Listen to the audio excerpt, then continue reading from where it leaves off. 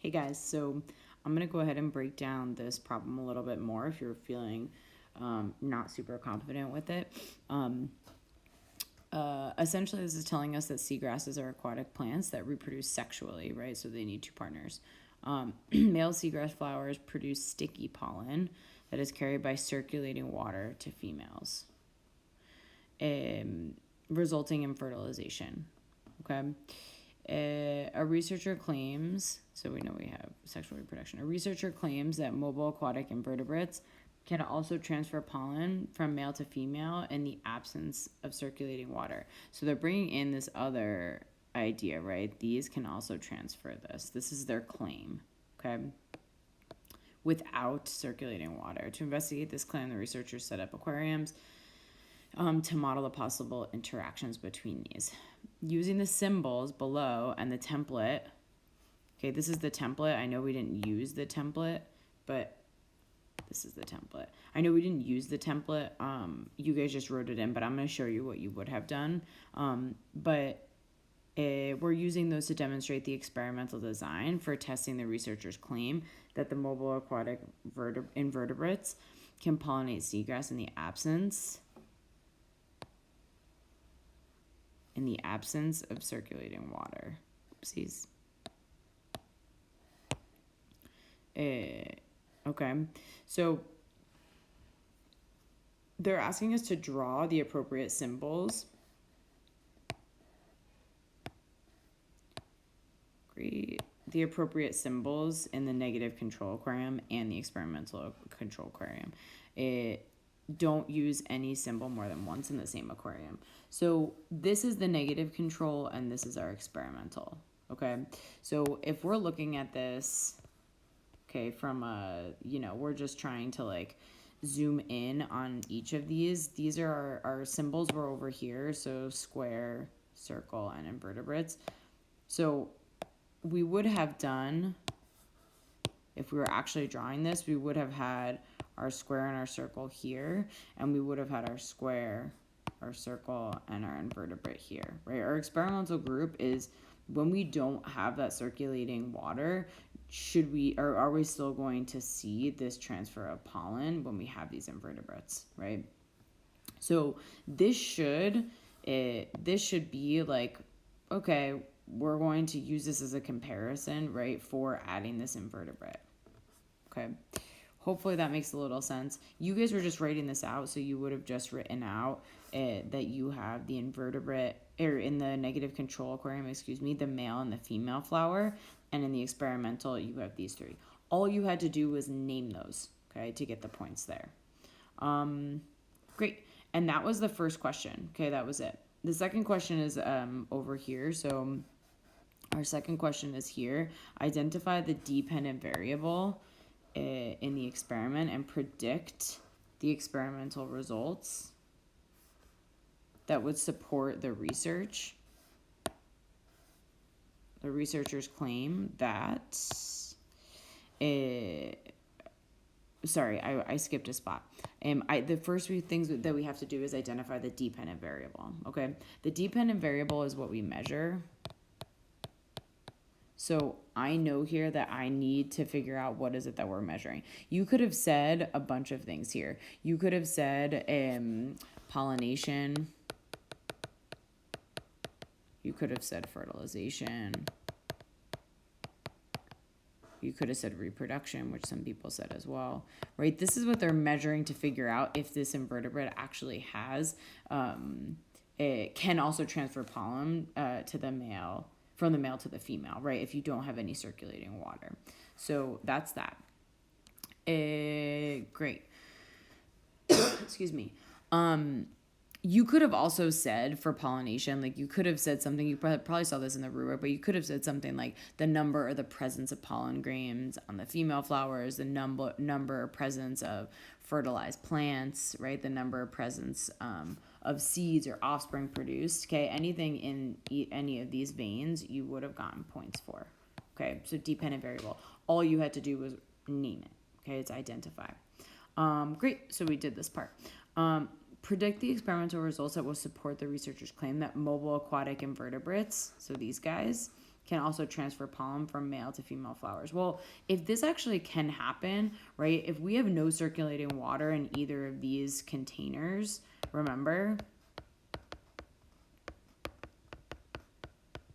there's going to be no way to transfer that pollen here, right? So in the experimental aquarium, we would see an increase in pollination if those invertebrates are in fact able to transfer pollen, right? We could also say that we see an increase in reproduction, or whatever you said the dependent variable was, right? So this prediction, again, is just an identification, right? And we can just say an increase, okay? So that was that first question. We can go ahead and move on to the second question now. So the second question, oopsies, that's not what I wanted to do. The second question is here. So it gave us a lot of information, right, about what's going on here. And we have this data table.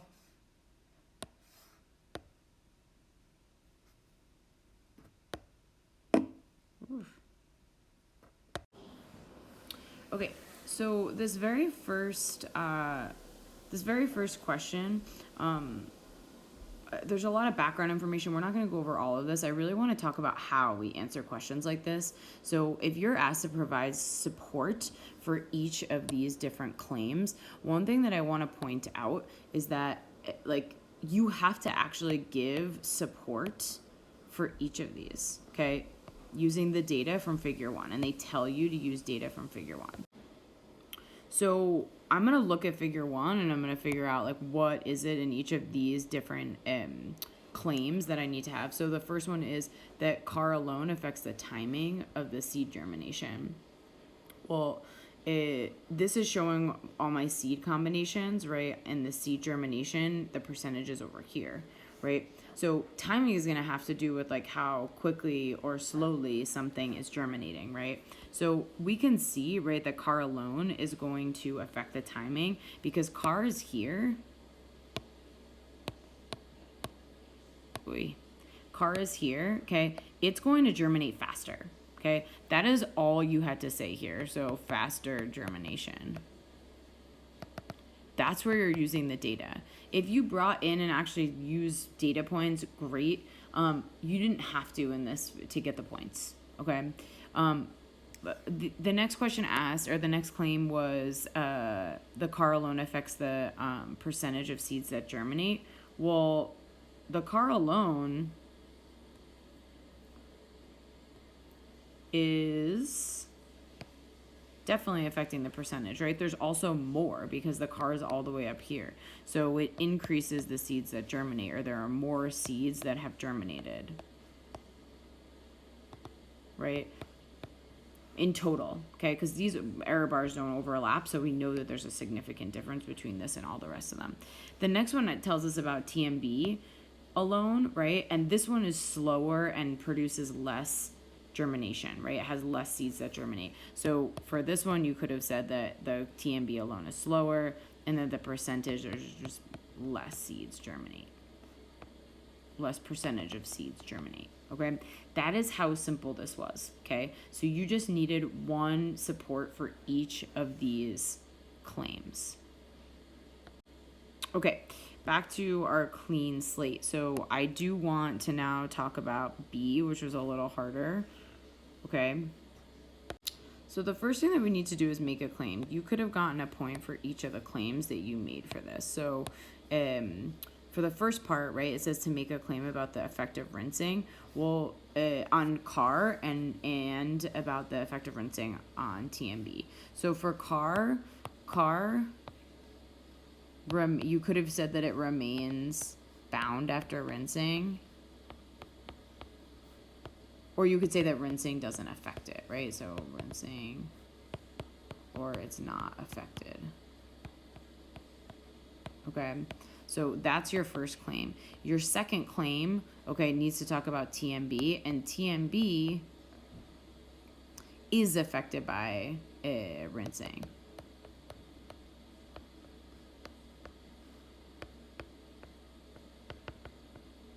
I.e., it does not remain bound.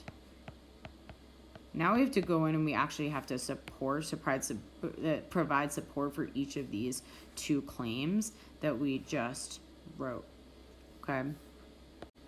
So for this one, you had to actually go back into the original table that was at the very beginning of the question to compare groups, because it doesn't just say provide support. It says to identify the appropriate treatment groups and the results from the table that, when compared with the controls, provide support for your claim. So we're comparing these to our controls. For CAR, we needed to say that for our control groups, that groups 5 and 2. Okay, so group 2 is going to be with no rinse. You could have said the group with no rinse. And this is the group with the rinse. Right? Groups 5 and 2 are different from the control groups. That is my support that is comparing this to the control. Okay, for TMB, you could have said a combination of things. You could have said that group 3, which is the group with no rinse, group 3 with no rinse is different than the control, or group 1. Okay, or you could have said that the group with the rinse, which was group 6, is the same as the control, the one with no rinse. Okay. Sorry, with the rinse.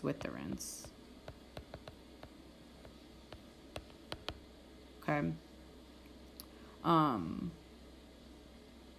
Cool.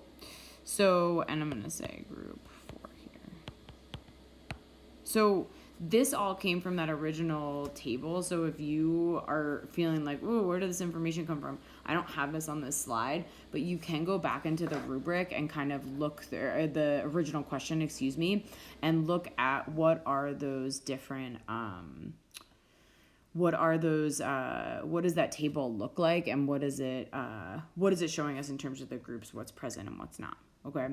I hope this was helpful. I hope that you guys do super well on your assessment. I know that if you've been doing the work, you're going to. A lot of questions have similar skills. All of the questions have similar skills that we're working on. So I know you guys are going to do great on this.